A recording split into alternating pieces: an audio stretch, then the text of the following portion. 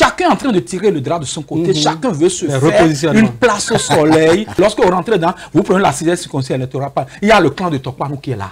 Il y a le clan de Djogbenou qui est là. Et il y a le clan, il y a ceux-là qui disent qu'ils ne sont pas associés.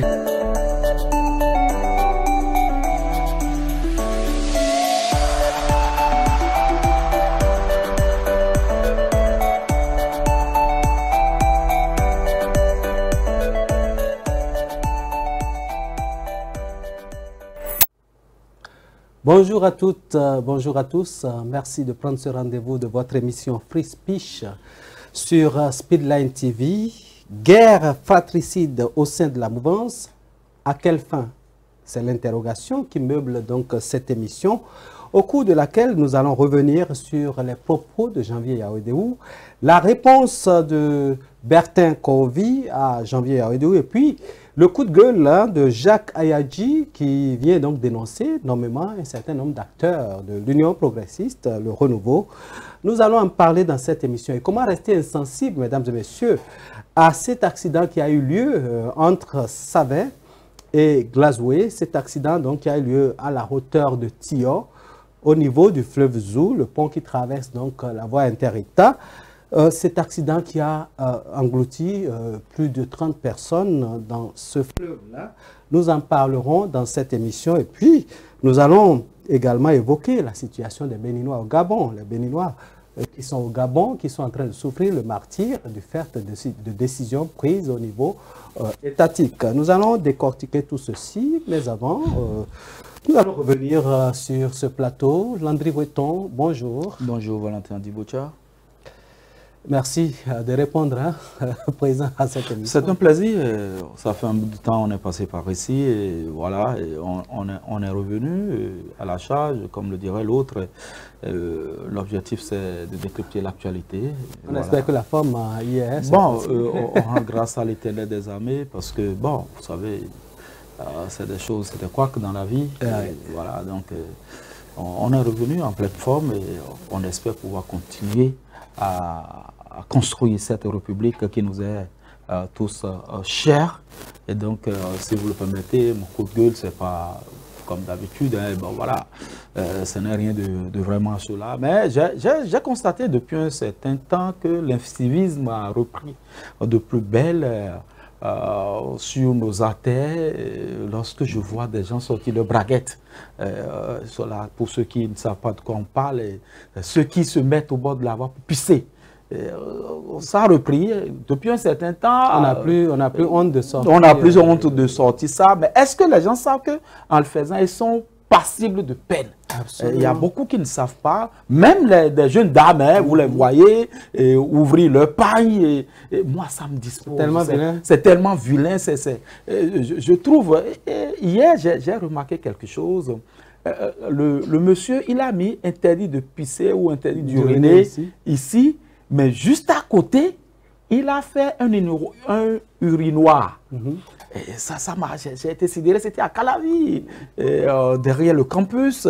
Et j'ai dit, voilà, peut-être qu'on ira filmer pour montrer, c'est déjà bon. Hier, on avait des urinoirs un peu partout sur les artères de Cotonou. Ouais, quand Soglo était maire de la ville de Cotonou. Non, même sous Yaïboni, on en a eu, hein, sous le président Yaïboni. Je parle de Soglo maire. Soglo maire, voilà.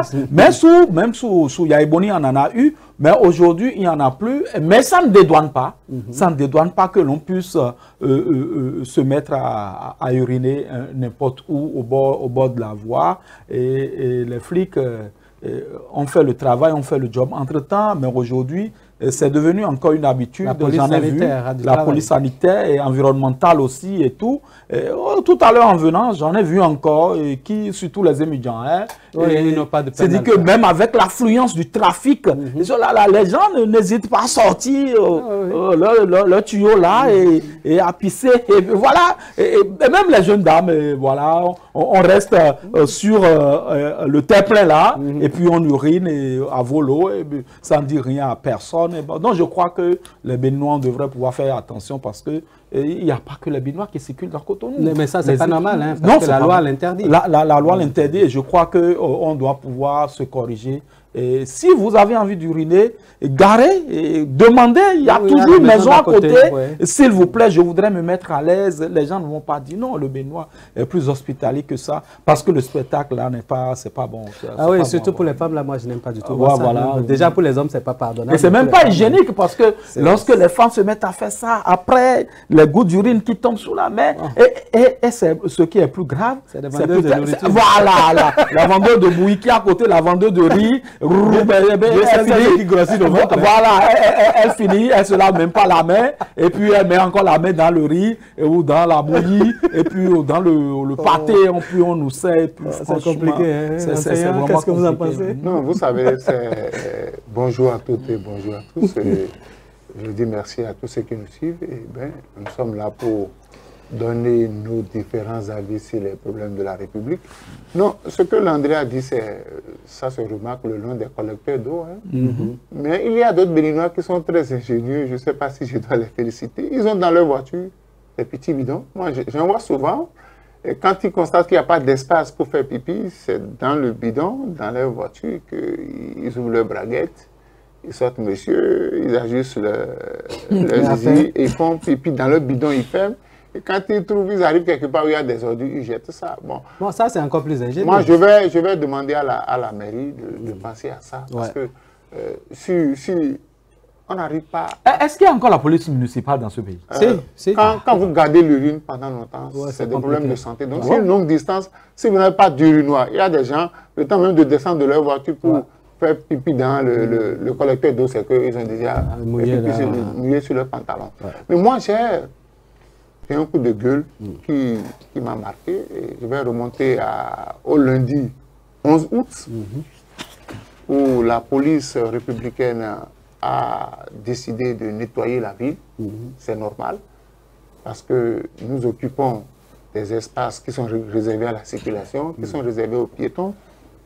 Mais ce que je ne comprends pas, je condamne l'incivisme de nos compatriotes. C'est-à-dire que quand vous exposez vous occupez l'espace public et vous avez vos marchandises, la police a l'obligation de les ramasser et de les déposer au commissariat, quitte à vous d'aller payer les amendes. Ça, c'est normal, c'est ce que la loi recommande.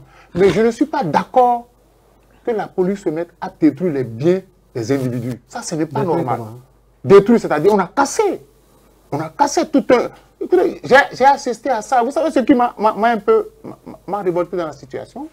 J'étais allé faire des achats. J'étais au bord de la voie avec mes achats. Je devais payer. Quand ils ont commencé par faire des casses. Donc, je suis resté à côté de mon colis. Le temps que la dame me rend ses affaires et que je ne paye. Le policier m'a regardé gardement dans les yeux. Il me dit, monsieur, dégagez. Il m'a dit, monsieur, dégagez. J'ai dit, non, je ne peux pas dégager. J'ai acheté, j'attends que la dame rende ses affaires pour payer. Je ne peux pas partir avec les affaires parce que je n'ai pas payé. Et un autre vient me dit, voilà les Béninois. Ils n'aiment pas la douceur. Ils aiment la violence. C'est pourquoi on les violente. Et par respect aux autres policiers, je n'ai pas envie de donner son nom parce que j'ai lu son nom.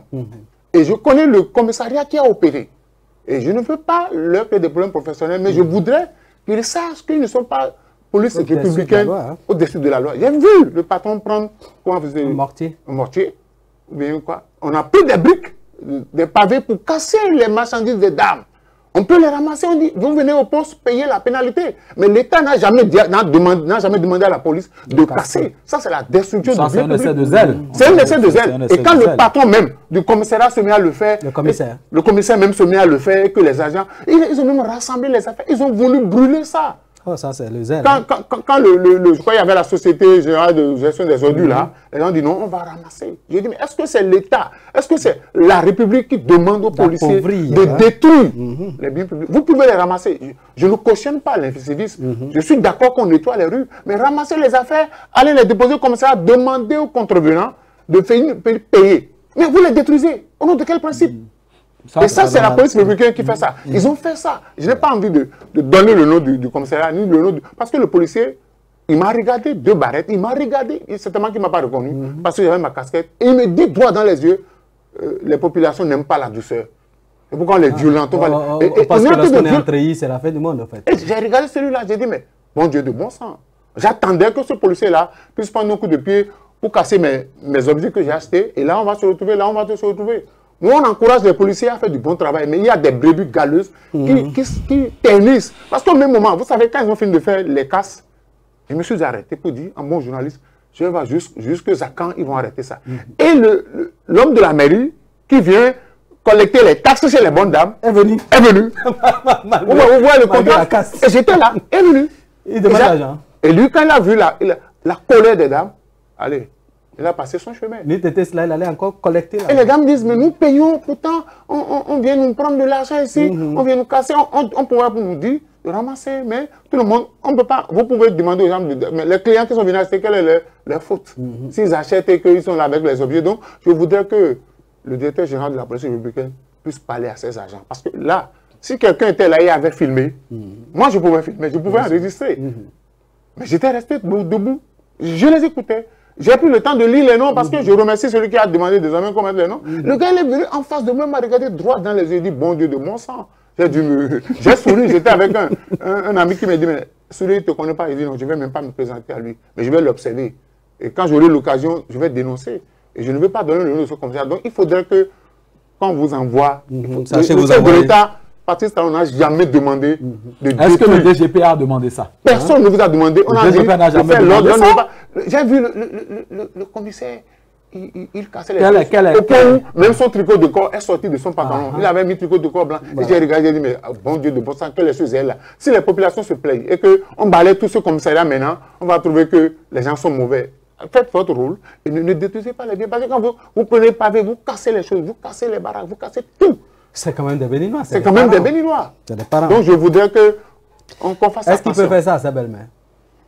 Là, c'est encore le débat. C'est la question. C'est dommage. Oui, c'est ça, c'est dommage. C'est vraiment dommage, nous, lorsque nous venons sur ce plateau, parce que vous savez, lorsqu'on se met à dire la police républicaine fait un bon boulot, on a des commentaires, des gens qui nous disent, vous n'avez jamais été violenté. C'est parce que vous n'avez jamais été violenté que vous dites, non, je crois qu'au sein de cette même police républicaine, il y en a qui ont la tête sur les épaules, il y en a qui travaillent très bien, il y en a qui sont courtois. Ben, écoutez, l'apologie de la violence, ça ne sert à rien du tout. Je ne crois pas que le DGPR ait demandé à ce que ces agents puissent violenter des bonnes dames, même lorsque vous êtes sous le coup de la loi, même lorsque vous êtes un voleur pris en flagrant délit.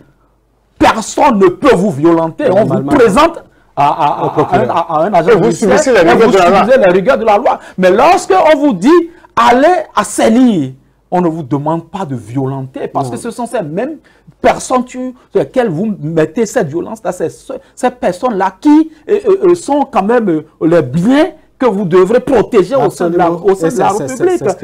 Et je crois que cet agent ne fera plus ça. Je crois que cet agent ne fera plus ça parce que pour les prochaines fois, nous aurons à donner des noms sur ce plateau. Absolument. Parce que ce sera notre façon à nous autres aussi d'assainir aussi cette police républicaine.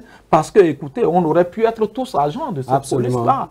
Et donc, si eux ont accepté de faire le travail, c'est le sacerdoce. Et il faut parler. Vous l'avez dit ici. Lorsque vous êtes sous le coup de l'agent peut même vous dire, ah, mesdames, vous ne pouvez pas rester ici. C'est vrai, on vous l'a déjà ramassé. C'est une police républicaine. Et la police républicaine respecte les lois de la République. Et la République n'a jamais demandé d'user de la violence face à des gens qui n'ont pas d'armes, qui sont inoffensifs. Ça n'a pas de sens. Je crois qu'il faudra corriger le tir et le DGPR va rappeler ces éléments à l'ordre. Et s'il veut, il veut avoir le commissariat qui nous appelle, qui nous contacte. De toute façon, ce n'est pas que ce commissariat. Il y a bien d'autres qui font pareil à travers le pays. Et je pense que de plus en plus, il y a quelques semaines, on a félicité la police pour le travail, la qualité du travail, la sensibilisation. Et il y a des gens qui continuent en dépit des faux jetons qui sont dans la corporation. Il y a d'autres. Parce que nous, on passe dans la circulation tout le temps. Il y a des policiers qui sont... Depuis un certain temps, vous allez constater qu'ils sont très bien habillés. Bien sûr. Et les tenues sont bien propres, avec leurs gilets, pour réguler la circulation. À la faveur du premier août. Moi, quand je m'arrête, je les encourage, je dis faites du bon travail. Même si le peuple ne vous reconnaît pas ça, la nation joue, vous le reconnaîtrez. Donc il va falloir que tous ceux-là soient quand même des exemplaires. Le policier, ce n'est pas pono, comme avant on disait pono, et que quand on voit le pono là, on fuit. Aujourd'hui, on peut discuter avec le policier, on peut échanger avec le policier. Donc, je voudrais que les policiers mettent les populations en confiance. Vous savez, le principe, ça fait partie des principes cartésiens de la police nationale. La tenue correcte fait partie des principes cartésiens. Et lorsque normalement le DAF de la police vous voit mal habillé, il peut vous sanctionner à tout moment. Même votre commissaire, hein, le commissaire vous voit mal habillé, il peut vous sanctionner. Donc, nous pensons que la police devrait prendre donc, des dispositions pour ne pas violenter les populations inutilement. Il ne faut pas violenter, il faut travailler, il faut saisir. C'est comme quand ils vont ramasser aussi du carburant, ils cassent et puis quand vous détruisez, cassent les bouteilles. On aurait pu quand même prendre ce carburant dans les servir. Mais en cassant, c'est que quand le liquide vous détruisez encore. Il y a des risques, il y a des risques. Parce que si le monsieur pour qui vous cassez le carburant jette une bouchette d'allumettes, c'est que vous êtes emporté par... Et le drame est que pendant ces casses-là, les petits voleurs, ils opèrent rapidement. Ah, ils profitent pour... Voilà. Je voudrais, avant de finir, demander à la SONEP d'avoir pitié de nous. Ah, voilà, c'était le sujet d'ailleurs que j'allais aborder parce que je demanderai à la SONEP d'avoir pitié de nous. Ce n'est pas normal que dans une maison, 4 à 5 jours, qu'on n'ait pas l'eau. Que vous puissiez quitter votre maison, juste vous avez l'eau pour brosser les dents, vous allez au boulot sans vous laver. C'est pas normal. Soyons clairs, la SONEP n'a pas de respect pour les clients. La SONEP n'a pas du tout de respect pour les clients parce que là, quand on veut couper la lumière, on annonce d'avance que là, préparez-vous parce que demain, il y aura coupure de lumière de telle heure à telle heure. L'heure de coupure et l'heure de remise est bien annoncée. Mais la SONEP, depuis un certain temps, ça fait déjà pratiquement 1 an que cette affaire dure.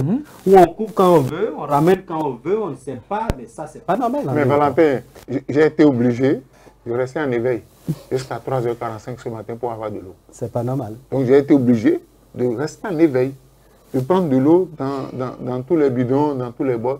Un être humain qui doit aller au boulot le matin à 8h reste en éveil jusqu'à 3h45. Pourtant, on nous a dit que ça fait partie des ODD qui sont presque atteints. Pour moi, ça a été toujours une incantation. Hein. La fourniture de l'eau pose ce problème. Il n'y a pas de respect, là. Ce n'est pas seulement à Kpakpa, ce n'est pas seulement à Godomé, à Tokokodia, à Kokotomé, c'est le même problème. Partout. Partout, c'est le même problème. L'eau. Et le plus grave, c'est que quand l'eau vient même, c'est avec une certaine odeur, alors qu'on nous a dit que l'eau a une odeur. Ça sent la boue. Je crois que le ministre de l'eau doit pouvoir, M. Tonato, doit pouvoir voir de ce côté, puisque c'est lui qui cumule ses fonctions. Ça, hein. Il doit pouvoir voir de ce côté si ça ne va pas, qu'on puisse mettre le pied dans les assiettes. Parce que ce que nous, on ne refuse pas de payer, mais on n'a pas. On ne vous demande même pas votre avis pour vous faire payer la facture. Pour nous faire payer, et donc on doit attendre 3 h du matin pour avoir le quel type d'eau encore. Donc je crois que de ce côté-là, il y a comment dirais-je, un travail sérieux qui se fait au niveau de la SB2E. Et il faut oser le dire. Il faut la féliciter. Il faut féliciter la SBE aujourd'hui, et même dans la coupure. Même lorsque vous n'avez pas votre facture, vous ne payez pas votre facture, et il y a une certaine pédagogie, et on vous permet même de solder par coup. Je crois qu'il y a un travail de fond qui se fait au niveau de la SBE. Absolument. Et ce même travail doit être fait au niveau de la SONEB aussi. Parce qu'entre-temps, c'est la même société. Et qu'on ne donne pas, raison toujours au chef de l'État. Oui. L'eau n'a pas d'ennemi. Vous ne pouvez pas passer une journée sans l'eau. Vous avez besoin d'eau pour faire vos besoins. Vous savez, ce qui révolte, vous allez aux toilettes dans vos maisons. Il n'y a pas d'eau pour chasser ça. C'est dangereux. Et l'odeur... Non, lorsque vous allez à Kpakpa, par exemple, là, avec le bas-fond, la nappe phréatique, et qui ne permet pas d'avoir des puits aseptisés, la SONEB est obligée de donner de l'eau. Sinon, on va vivre comment à Kpakpa? Ce n'est pas possible. Voilà, on va avancer dans cette émission, mesdames et messieurs. Nous allons tout de suite nous intéresser à cet accident qui a eu lieu à Tior, notamment sur le pont du fleuve Zou. On va rapidement faire un tour en image et on revient. J'ai l'information très tôt ce matin, parce que l'accident a eu lieu aux environs de 1 h du matin. Nous avons été aussitôt informés et nous avons activé la plateforme qui est chargée de la gestion des catastrophes, et tous les principaux acteurs se sont mis à pied d'œuvre. Je crois que les choses évoluent très bien. C'est vrai, nous n'avons pas encore tiré le bus de l'eau, mais la grue est déjà là. les différents outils sont en train d'être réunis et d'un instant à l'autre, l'opération sera faite. Tous les acteurs sont là, ils sont suffisamment aguerris, ils ont l'expérience requise et ça sera fait dans les conditions les plus appropriées. Donc, à la fin, lorsque les corps seront retirés, eh bien, le ministre de la Santé a déjà pris toutes les dispositions au niveau des hôpitaux pour que ces corps soient récupérés et conservés dans de bonnes conditions, afin qu'on puisse organiser la remise des corps aux parents. Pour ce qui concerne les blessés, ceux qui sont sortis, ils sont un certain nombre, ils sont 9. On a déjà récupéré un corps. Pour les 9 rescapés, ils sont en train de suivre des soins dans nos centres de santé. Et je crois que ça se passe très bien et que d'ici là, ils vont recouvrir leur santé.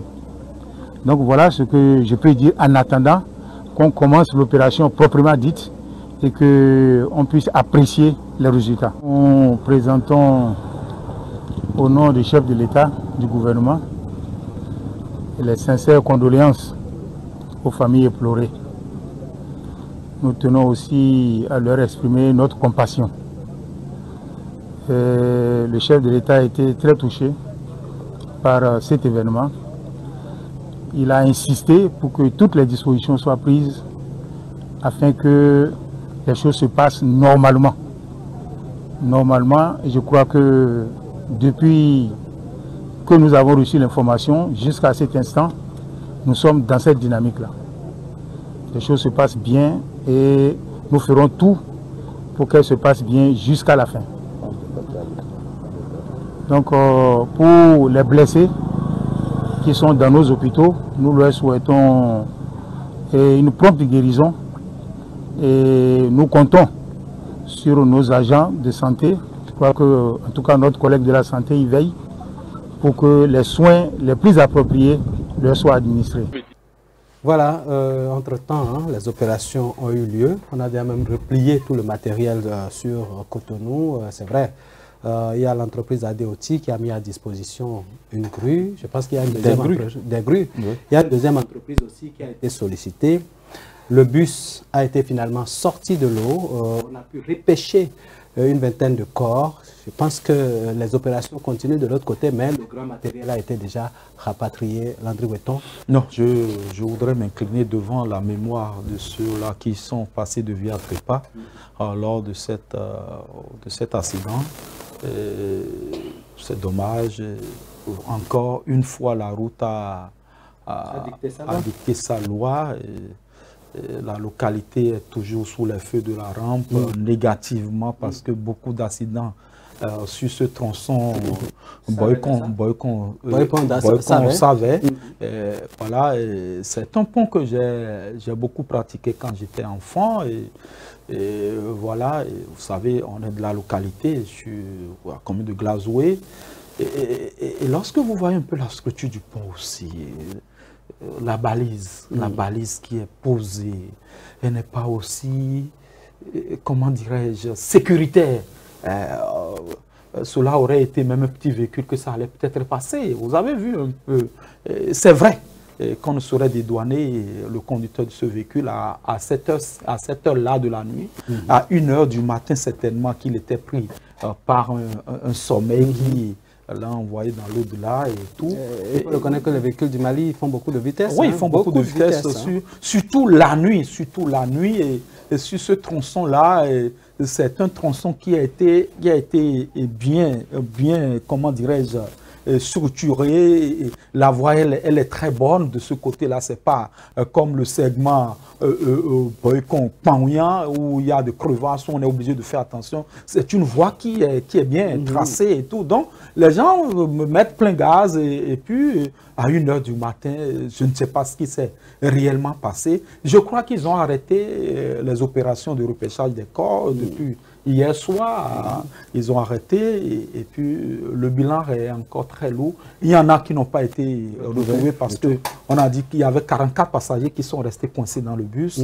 Et donc, vraiment, ce n'est pas de gaieté de cœur que nous planchons sur ce sujet-là. Et vivement que ces cas d'accident ne reviennent plus sur nos routes. c'est dommage, c'est vraiment dommage. Mais j'aurais voulu quand même, puisque le ministre conseiller aux infrastructures était sur les lieux après le drame, que l'on puisse revoir un peu la structure de ce pont-là, que l'on puisse mettre les balises, et aussi sur d'autres ponts. Hein. Ce n'est pas que ce pont, parce que lorsque vous voyez un peu ces ponts-là, il faut revisiter les ponts, il faut revisiter les balises, tout ce qu'il y a comme truc sécuritaire autour. Et pour ces nouveaux ponts qu'on est en train de construire à Romais et tout le reste, il faudra peut-être tenir compte de ça aussi pour éviter ce type d'hécatombe. Voilà. Moïse Toudé, l'incivisme continue de dicter sa loi sur nos routes. Je voudrais, à la suite de Landry, présenter mes sincères condoléances à toutes les familles éplorées. Perdre un être humain en pleine circulation, c'est déjà un problème. Hein.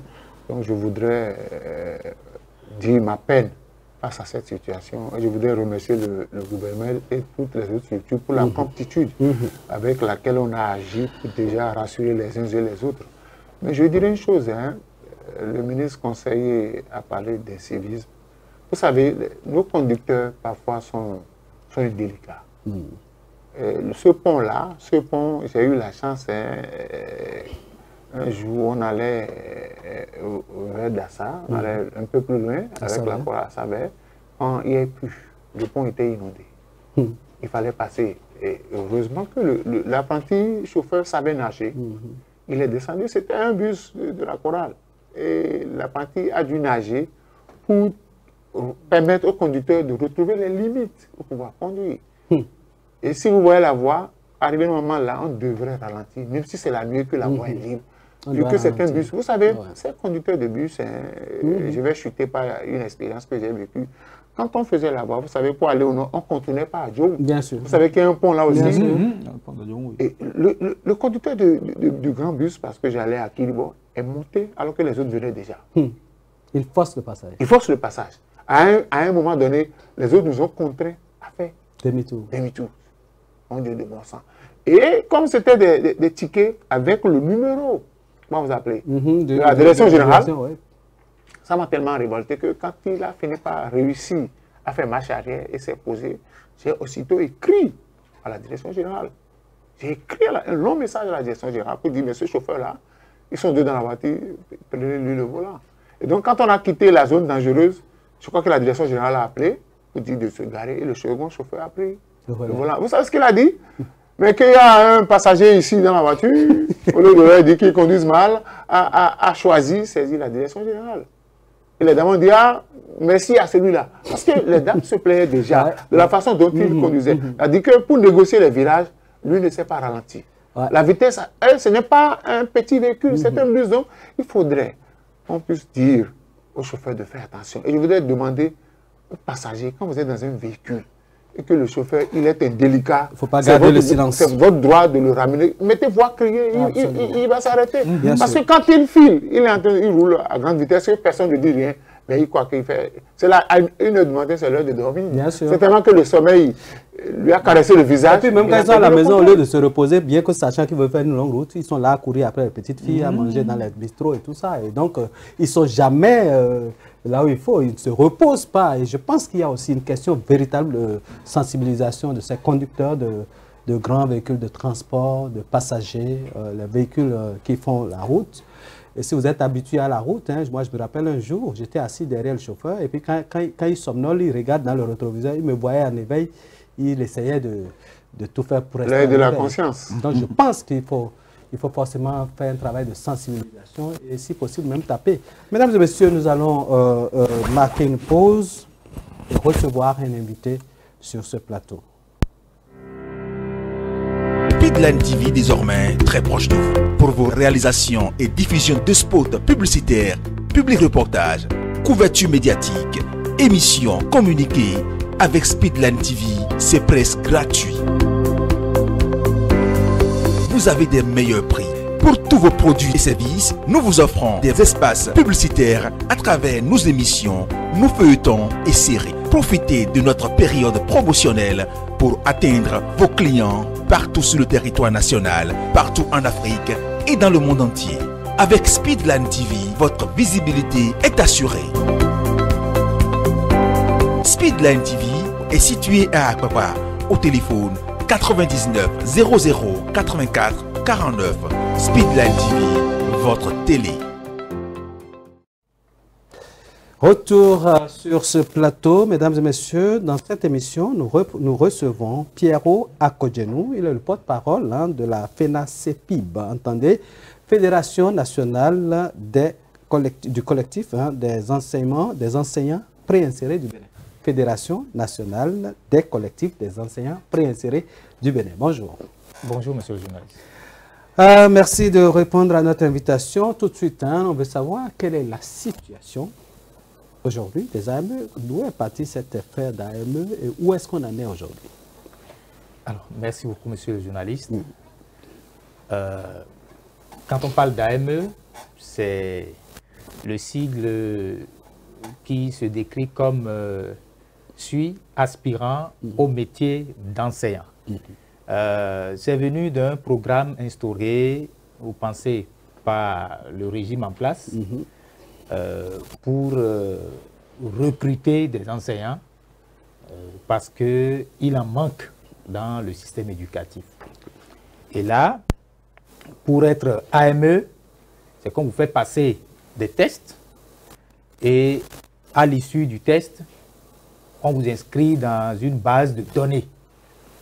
Et c'est à l'issue donc de ce test-là, si vous êtes dans la base de données, qu'à une prochaine rentrée, on vous déploie. On vous déploie et vous êtes AME, aspirant au métier d'enseignant dans un collège public. Au départ, c'était plusieurs collèges. On vous envoie, si on répartit les heures et que vous n'avez pas la charge horaire suffisante, parce qu'un quota est défini là, de façon hebdomadaire. Si vous n'avez pas la charge horaire suffisante, on vous affecte un autre collège ou d'autres collèges pour vous permettre de combler la charge qui est prévue. Mais écoutez, quand un AME se retrouve à cheval sur plusieurs collèges, ce n'est pas avant, ça continue. Ouais. Parce qu'il y a des gens récemment qui ont été déployés, mais qui n'ont pas pu avoir la totalité de leurs heures dans un même collège. Donc, ils étaient à cheval sur 3 collèges. Est-ce que ça permet à l'AME d'être efficace et de donner un bon rendement? Pas du tout. Et là, nous combattons ce fléau. C'est ce qui se constate. En tout cas, ça a démarré depuis 2019. Et même jusqu'à l'année dernière, ça a continué. Moi qui vous parle, en tant que représentant des AME, j'ai été confronté à ce problème-là où, n'ayant pas totalisé au moins 22 heures, au moins 20 heures de cours, j'étais à 19 heures, mon administration m'a obligé donc à aller prendre des heures dans un autre collège environnant. Vous voyez, moi, bon, j'ai l'habitude de dire que ce n'est pas bien de nous traiter de cette façon, mais lorsque tu es un représentant, tu guides la masse et que tu constates que tous les autres ont déjà pris avant toi, tu es obligé de te plier. Bien sûr. Pour qu'on ne dise pas que c'est toi qui es le rebelle. Voilà, j'ai été obligé d'aller prendre les heures l'année dernière. Vous voyez, donc Monsieur ça continue et ce n'est pas bien du tout. Monsieur Akodjenou, quelle est la durée de l'aspirana? Dans les contrats que vous avez signés avec l'État, l'aspirana doit durer combien de temps avant que vous ne soyez reversé? Monsieur Soudé, c'est une question très pertinente que vous avez posée là. L'aspirana, j'ai envie de poser cette question-là à notre employeur. Moi, ce n'est pas précisé et qu'il faut faire une durée, d'accord, concrètement. Vous aspirez à vie? On aspire à vie, on est là. D'abord, nous avons parlé d'une sorte de pré-insertion. Donc, on vous a dit, vous faites 2 ans. Après les 2 années, vous serez inséré. C'était ce qu'on nous avait miroité. Le principe de départ. Le principe de départ.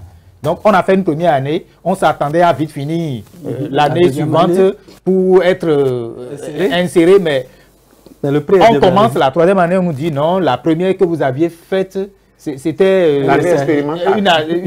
l'année expérimentale et qu'il faut continuer. On patiente, on fait la 3e année, on commence par crier qu'on veut être inséré, mais jusque-là, on ne sait pas, on est en train de finir, on a fini 6 ans, on est à la 7e année, on ne sait pas quand l'aspirana se termine. Alors, donc, vous avez commencé en 2019, si mes souvenirs sont bons. Nous sommes en 2025. Combien déjà parmi vous ont pu être insérés dans le dispositif de manière définitive? Monsieur le journaliste, personne jusque-là. Et pourquoi? N'a été Parce qu'on nous a dit il y a 2 ans qu'il y a un programme et ça a été médiatisé à volo. Il y a 2 ans que bon, des dispositions sont prises pour que vous soyez insérés dans la fonction publique. Oui, ils l'ont dit. Il y a eu ce tapage médiatique pour faire croire à l'opinion publique que les AME sont bien traités et qu'ils sont sur une bonne voie. L'amélioration de leurs conditions n'est plus qu'une certitude, mais jusque-là, monsieur le journaliste, rien de tel. Le président Patrice Talon, à l'issue de tout ce que nous on a eu à mener comme démarche. Il vous a rencontré d'ailleurs. Oui, il nous a rencontrés, il a promis d'abord, ça a commencé d'abord par la question de quota horaire, où on va réduire les voilà, quotas, c'est 28 heures. On est passé en dehors de l'arrêté qui existe, qui fixe l'attribution du quota horaire aux AME. On passe à 30 heures au lieu de 20-22 heures. Voyez, on passe à 30 heures. Il y avait un tollé, une psychose générale où on a demandé à rencontrer le chef de l'État. Nos aînés syndicalistes nous ont aidés à le rencontrer. Et à cette table de négociation, il a dit, le chef de l'État lui-même, il a dit que on pouvait travailler à trouver le juste milieu pour que on ne parle pas de parce qu'on a diminué le quota horaire, il y a manque d'enseignants. Ou que parce qu'on veut utiliser tout le monde. Voilà. Il a dit de trouver le juste milieu. Mais jusque-là, rien n'est fait. On est resté, ils ont juste diminué de 2 heures simplement. Vous êtes passé de 30 heures à 28 heures. À 28 heures. Au moins 24 heures pour ceux qui ont moins d'heures. Et 28 heures pour les moins chanceux. Pour les moins chanceux. Vous voyez, donc c'est ce qui se passe. Alors, en dehors de cela, lorsque nous parlons d'insertion, monsieur le journaliste, je ne dirais pas que c'est un péché. Vous l'avez dit quand même. Pour le gouvernement de promettre à des jeunes qui se battent. Vous voyez, depuis que l'aspirana a été instauré, si vous suivez bien les records. C'est vous qui faites le job. C'est nous qui faisons le job. Parce que là, les résultats en disent long. En disent long. On est passé de 30 et quelques % au bac à pratiquement 70%. 70%, vous voyez. Donc, on est pressuré, on travaille comme des esclaves. Vous voyez? Mais le résultat en parle. Le résultat en parle, mais ce n'est pas bien. On ne vit pas dans de meilleures conditions. Vous ne bénéficiez pas du fruit de vos efforts. Du tout pas. Et là, on parle du primaire et du secondaire. Là, on parle du primaire et du secondaire confondus. Là, lorsque nous travaillons dans ces conditions et que on n'arrive pas à bénéficier de notre labeur, ce n'est pas du tout bien. Alors, je vais vous demander, Maurice Soudet... Oui, mais avant pour la rentrée prochaine, parce que le régime de la rupture prépare sa dernière année scolaire avant de partir. J'ai entendu dire qu'on demande aux AME de manifester leur disponibilité. Qu'est-ce que ça veut dire?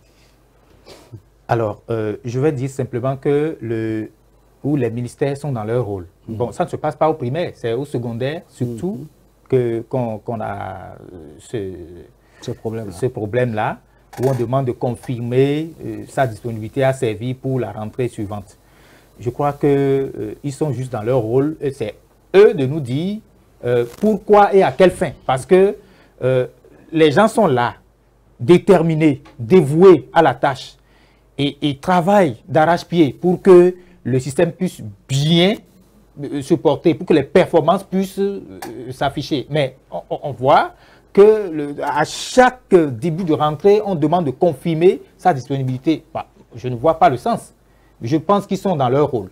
Ils sont dans leur rôle de faire de petits calculs. Bon, c'est la preuve que peut-être vous n'êtes pas encore inséré, parce que si vous étiez inséré, on n'aurait pas à demander si vous êtes disponible pour l'année qui suit.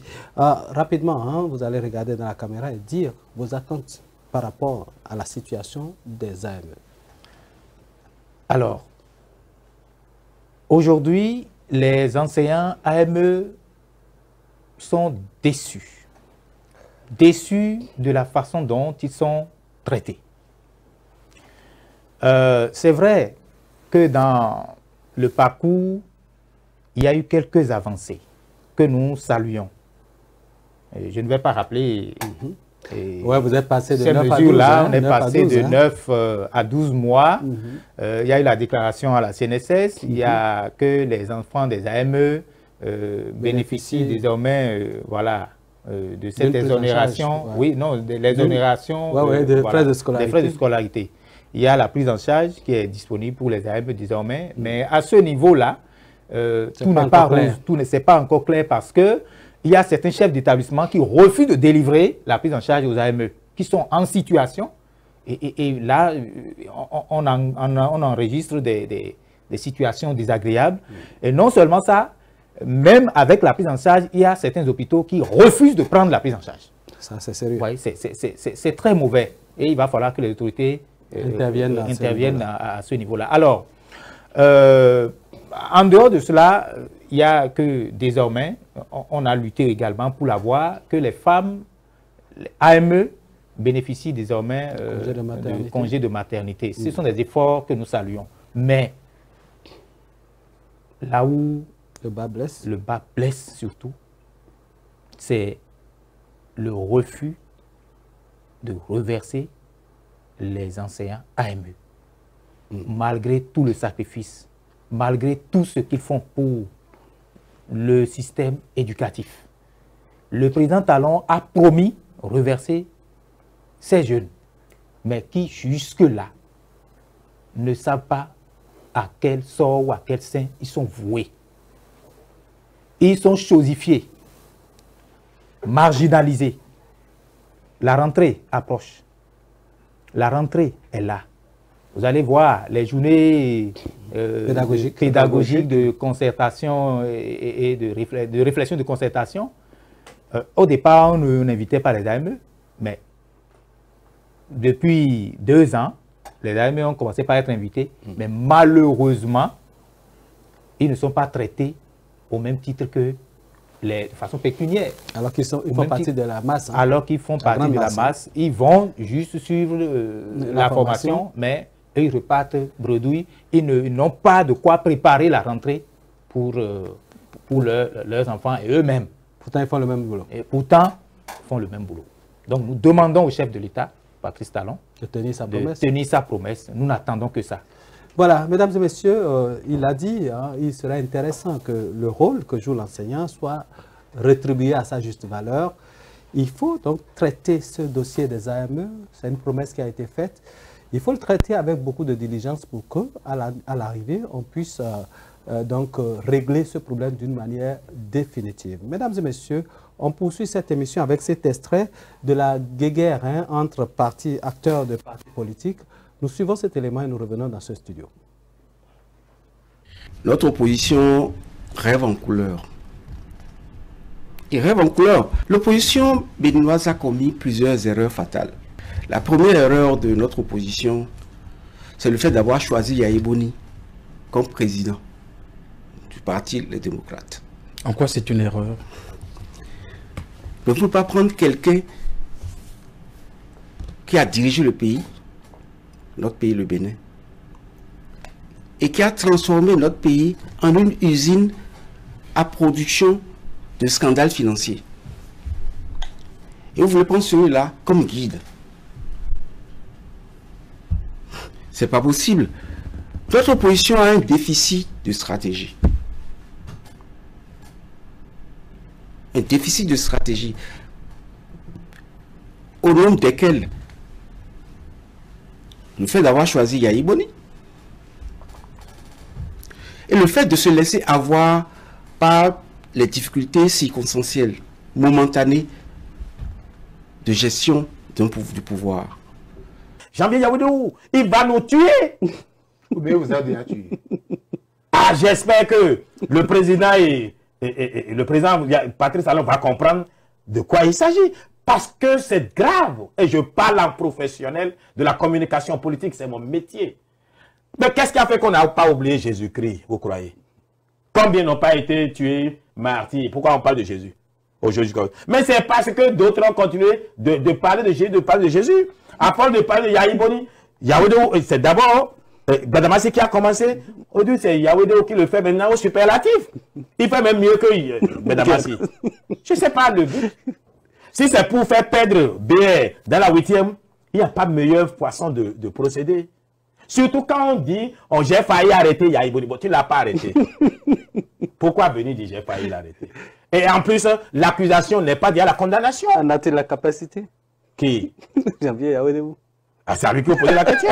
Et pour tuer même, pour tuer Adambi, il vient, il ne donne pas le nom des autres qui ont signé. Il dit Adambi a donné sa signature. Mais tout par rapport à ma père, vous dire donc Adambi voulait faire arrêter Yahi Boni. Le pauvre qui a dit à tous les problèmes d'Israël. Oui, mais mon cher frère, hein, tu sais que je suis ton ami et ton genou frère. Mais tant que tu communiques là, tu as détruit le bloc républicain. Détruit le président Patrice Talon. Et peut-être nous empêcher même d'avoir même 10% dans la 8e. Or, il faut 20% dans chacune des 24 circonscriptions. Tu veux nous faire échouer? Il faut changer cette communication qui parle de Yahi Boni. Plus tu parles de Yahi, plus tu le mets en orbite. Voilà, tir croisé entre acteurs de la mouvance présidentielle. Moïse Soudé, pour ce premier extrait, parce qu'il y a un second, votre réaction? Non, je crois que ce n'est pas l'occasion rêvée pour se donner les coups de pied. Non, aujourd'hui, la mouvance doit travailler la main dans la main parce qu'ils ont besoin de renouveler la majorité à l'Assemblée nationale. Mais quand vous passez tout votre temps à tirer sur le patron du parti de l'opposition, alors que c'est un homme populaire, c'est vous qui allez perdre des plumes. Donc je voudrais que la mouvance, que sa communication tourne autour du bilan des actions de Patrice Talon. C'est ce qui devait les préoccuper parce qu'en octobre prochain, la mouvance doit présenter ses duos. Mais le système partisan a pour objectif d'arrêter cette transmission. Il faut permettre aux gens de présenter le bilan. De 2016 à 2025, qu'est-ce que le président Patrice Talon a fait gagner au Bénin? C'est le moment de dire aux populations, grâce à Patrice Talon, il y a eu tel, mais vous passez tout votre temps à attaquer Boni Yahi. Boni Yahi, ce n'est pas un homme qu'on attaque. Parce que quand vous laissez ce que vous devez faire et vous perdez le temps à attaquer Boni Yahi, vous faites de la publicité pour Boni Yahi. Vous devez faire de la publicité pour votre joker qui viendra. En mettant sur la place publique tout ce qui a été fait par le régime de la rupture. Mais vous ne le faites pas, mais vous vous auto-accusez. Boni Yahi ne vous a rien fait. J'ai dit et je répète, si la mouvance de 2016 à 2025 n'a pas pu faire oublier Boni Yahi aux populations béninoises, c'est qu'il y a un problème. Mais on continue encore de lui faire de la publicité. Messieurs, arrêtez. Parlez de ce que vous avez fait et dites ce que vous proposez au peuple béninois pour 2026. Voilà, André Breton, le système partisan n'a pas empêché, la transhumance n'empêche pas, n'est-ce pas, qu'on continue de parler, n'est-ce pas, de Boni Yahi, qu'on continue de se tirer à boulet rouge entre les pattes. Oui, je crois que c'est Bertin Kowi qui a raison. Lorsque vous le suivez, et j'ai suivi un peu le commentaire après cette émission, il y en a qui se posaient la question de savoir si ce monsieur n'a pas une double personnalité, ou je ne sais pas, un truc comme ça. Et je répondrai, je dirais oui. Oui, il y a ce Bertin Kowi qui, quand il a envie d'amuser la galerie, de dire des choses juste pour faire rire, il le fait. Mais lorsqu'il se fait sérieux, il dit des choses que tout le monde ne peut pas. Je ne voudrais pas l'assimiler au fou du village. Mais il est un peu dans ce rôle où on pense que les gens le regardent comme toujours celui-là qui est un amuseur de la galerie. Mais il dit vrai. Lorsque vous passez tout le temps à parler de Yahi Boni, quelle est la fin? Quelle est la finalité? Je crois que lorsqu'on se réfère un peu au titre de notre émission, une guerre fratricide à quand, pour quelle fin? Moi, je dis c'est le syndrome de fin de mandat. Ah oui, qui est en train d'agiter déjà l'arène politique.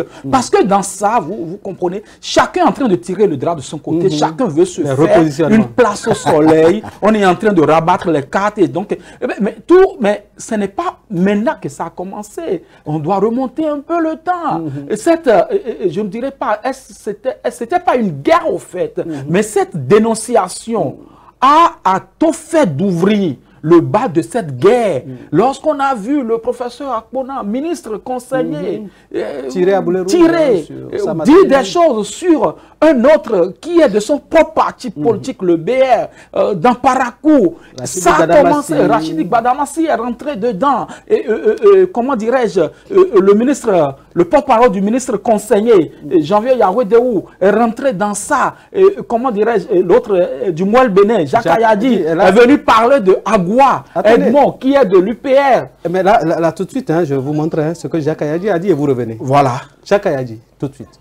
Et cette réaction que je fais, je crois que j'ai prévenu le président de l'UPR que je le ferai. Parce que chaque fois que les inconduites se notent au niveau de ses camarades sur le terrain et qu'on en discute, il me calme souvent pour dire ça va se gérer. Ça va se gérer, mais ça ne se gère jamais. J'ai donc conclu que c'est une manœuvre pour nous endormir. Premier chef, Edmond Agua, qui est un politicien fini, mais qui ne veut pas se rendre à l'évidence de ce qu'il a fini. Parce que le département des collines, qui est mon département d'origine, ne peut pas continuer par se faire représenter par des gens incapables. Parce que je ne sais pas si dans cette salle, quelqu'un a déjà vu ce monsieur prendre la parole à l'Assemblée nationale pour dire quoi que ce soit. Là, il n'est pas allé du dos de la dentelle, André Ouattara. Non, c'est un peu ce que j'étais en train de dire. Vous avez écouté, les mots sont très forts. Les mots sont trop forts pour moi, c'est tellement fort. Et vous savez, il y a quelques heures, comment dirais-je, la section UPR de Glasgow est montée au créneau pour défendre Edmond Agua. Et on se demande, tout ça pourquoi? Pourquoi est-ce qu'on est obligé de se tirer entre les pattes? Et ça, c'est ce que nous voyons. Mais il y a quelque chose qui couvre. Bien sûr. Qui couvre dans la 6e circonscription électorale aussi. Dans Calavi, Zé et Soava. Non, Alada, c'est dans la 5e. Donc, dans Zé, Soava, à Calavi, il y a aussi quelque chose qui court. Il y a déjà une guerre entre des leaders de l'UPR dans cette circonscription. Donc, c'est pour dire, pourquoi est-ce qu'on est obligé de faire toutes ces choses lorsqu'on est sûr du bilan que l'on veut présenter pour pouvoir être représenté autrement? Moi, je trouve que c'est un sujet sur lequel nous allons revenir parce que la télévision, c'est une question de temps, c'est dommage, mais c'est une réalité aujourd'hui qu'il y a une guerre au sein. Pas pour dire qu'au sein de l'opposition, il n'y a pas cette guerre aussi, on va y revenir. Mais au sein de la mouvance, c'est criard parce que vous voyez des clans, des entités. Lorsque vous rentrez dans, vous prenez la 6e circonscription électorale, il y a le clan de Tokpanou qui est là. Il y a le clan de Djogbenou qui est là. Et il y a le clan, il y a ceux-là qui disent qu'ils ne sont pas associés à ceux qui se les non-alliés. Les non-alliés. Et chacun est en train de se battre dans cette arène. Je crois que la 6e circonscription, c'est ce que nous maîtrisons de mieux. Et nous sommes en train de faire un travail de baromètre sur cela. On va vous le présenter bientôt parce qu'il y a des acteurs majeurs. Et il y a aussi quelque chose qui vient, qui est très dense parce que et ça va finir par se savoir, comme le dirait l'autre. Ils vont se découvrir, chacun devra se découvrir, parce que ça parle très bas, mais ça va commencer, les joutes vont commencer par monter et très très bientôt. Voilà, on sait qu'il y a beaucoup qui nourrissent des ambitions présidentielles, et donc il y a de quoi. Vous savez, Jacques Ayadi a dit quelque chose qui m'a réconforté. Quand je le dis chaque fois, les gens pensent que je dis il y a 109 députés. Il y a combien qui parlent? Il a confirmé, il y a combien qui parlent. Il y a des gens qui ne savent même pas lire les lois parce qu'ils ont un peu d'argent dans leur milieu, on les bombarde sur les listes, ils deviennent députés, ils ne font pas avancer le pays. Merci, président Jacques Ayadi. Il faut désormais choisir des gens capables de faire avancer la République. Ce n'est pas parce que j'ai quelques billets qui traînent dans ma poche que je vais forcés pour être sur la liste. Mais même si on n'est pas allé on ne peut pas avoir, on a 109 députés. Dites-moi, pendant leur mandature là, les 109 là, on parlait, il y a des gens, moi je ne connais même pas leur nom. Moïse, même si on n'est pas allé à l'école, est-ce qu'on ne peut pas faire le travail avec un cabinet bien bâti? On n'est pas allé à l'école. On n'a pas le temps de faire le travail. Mais il y a des gens disponibles, capables intellectuellement de faire le travail. On peut avoir un cabinet. Accompagnez-nous. Combien de députés ont le cabinet? Nous allons bientôt, ils vont peut-être choisir. Il faut mettre sur les listes, pas forcément les gens qui ont l'argent, mais des gens qui ont quelque chose dans la tête. Bien sûr. Des gens qui peuvent étudier une loi. Des gens qui peuvent prendre en considération les désirs des populations. Ce pas des gens qui vont passer tout le temps à être absents, à être dans les commissions, à ne jamais parler, à ne jamais proposer de loi. Le président Jacques a dit militer pour que dans les 24 circonscriptions électorales au niveau de la mouvance, que l'on puisse prendre des gens capables de relever la République. Pas des gens qui vont gonfler l'effectif. Et je le dis et je le répète, il y a des députés qui sont restés à l'Assemblée nationale, qui ne savent pas lire une loi. Et ils lèvent seulement les mains. Député oui, député non. Député oui, député non. Il faut qu'on arrête ça. Si on veut que le Bénin avance, nous devons quand même doter notre Parlement des personnes qui peuvent construire le pays. Parce que vous imaginez, vous êtes député, vous avez voté une loi. Et on vous dit qu'on va vous inviter sur un plateau de télévision. Mais c'est dans ce même pour que vous puissiez expliquer la loi que vous avez votée. Voilà, vous dites que vous n'avez pas lu. Ils ont voté une loi qu'on leur a expliqué après. Donc il faudrait que dans l'élaboration des listes, que ce soit au niveau des maires, des députés, que l'on puisse prendre des personnes capables. Il y a des gens qui sont intellectuellement bons, mais qui ont les poches vides. Ceux-là peuvent réfléchir. Bien sûr. Alors, Landry Weton, on a des dames qui sont allées à l'Assemblée et puis c'est juste leur bomba qui a changé, les voiles qui ont changé. Oui, c'est les mercantilistes comme je les appelle. Les femmes, on se demande qu'est-ce qu'elles sont allées faire à l'Assemblée nationale finalement. Mais lorsqu'on va, vous connaissez le salaire d'un député au Bénin? Je crois que ça avoisine les 5 millions par mois. Bien sûr. Approximativement plus de 4 millions. Un peu plus de 4 millions. On a le passeport diplomatique. Bien sûr, on a donc, on a un peu d'argent, on met un peu d'argent dedans. On a la caméra. Voilà. Et on va là-bas et on se fait encore un peu plus de jetons. C'est dommage. Je devrais demander aux partis politiques, quand nous allons renouveler le Parlement, si cela arrivait, il faut exiger de chaque... Pourquoi cela ne devrait pas arriver? Il faut exiger de chacun de vos députés, avant la fin de leur mandat, qu'ils introduisent au moins une loi. Qu'ils introduisent au moins une loi pour qu'on sache que ceux-là, ils sont à l'écoute. Parce que les gens sont là. Les gens ont commencé déjà la pré-campagne sur le terrain. Oui, ça a commencé. Ils veulent revenir au Parlement alors que leur bilan n'a pas été positif. Donc, il faudrait qu'au niveau du parti politique, chaque parti politique prenne son député pour dire le temps que tu as passé là-bas, là, tu as pris l'argent du contribuable béninois. Quelle est la plus-value que tu as apportée au développement du Bénin? S'il n'a pas été capable d'introduire une seule loi, écoutez, balayez-le, mettez des gens disponibles et des gens capables, des jeunes qui sont capables, qui peuvent faire le travail. Voilà. On va rapidement dire un mot sur le Gabon avant de quitter ce plateau. Landry Weton, c'est dommage ce spectacle, c'est dommage cette décision qui aujourd'hui contraint les étrangers, les Béninois à ne plus exercer librement leur travail et leur métier. Est-ce que c'est la loi qui fait exercer un travail? Non, mais je ne sais même pas, c'est les compétences. Ce sont les compétences qui font exercer un métier. Et si le blanc est venu nous coloniser en nous formatant la cervelle, en nous disant des choses, nous-mêmes Africains, on est devenu encore plus virulents que le blanc, comme le dirait l'autre. Et on s'érige des règles qui ne tiennent pas la route. Ce n'est pas possible que l'on puisse demander à ce que des métiers qui soient réservés. Ils étaient où, hein? Moi, je voudrais dire... Ça dit, mon ami Olengui, je l'aime bien, mais là... Non, vous savez... il est passé à côté. C'est une bêtise. Je vais regarder droit dans la caméra et dire ce que je voudrais dire là. Les Westaf, comme on les appelle au Gabon, les Westaf, les ressortissants de l'Afrique de l'Ouest, on les appelle les Westaf. Les Westaf ont construit le Gabon. Parce qu'au moment où le boom pétrolier marchait au Gabon, les Gabonais ne travaillent pas. On a dû faire appel à des Béninois, des Ivoiriens, des Maliens pour venir travailler au Gabon.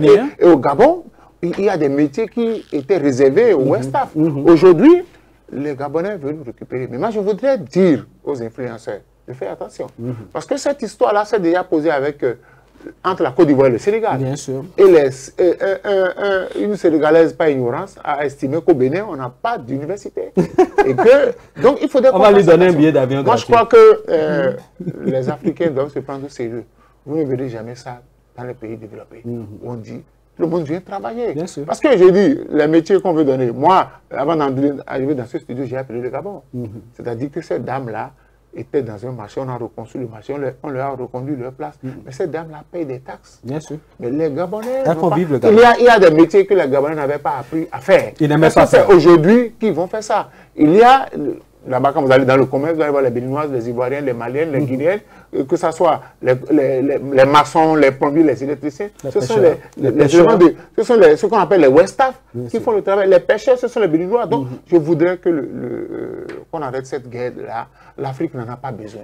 Et nous sommes un. Nous sommes un. Et au Bénin, tout le monde circule librement.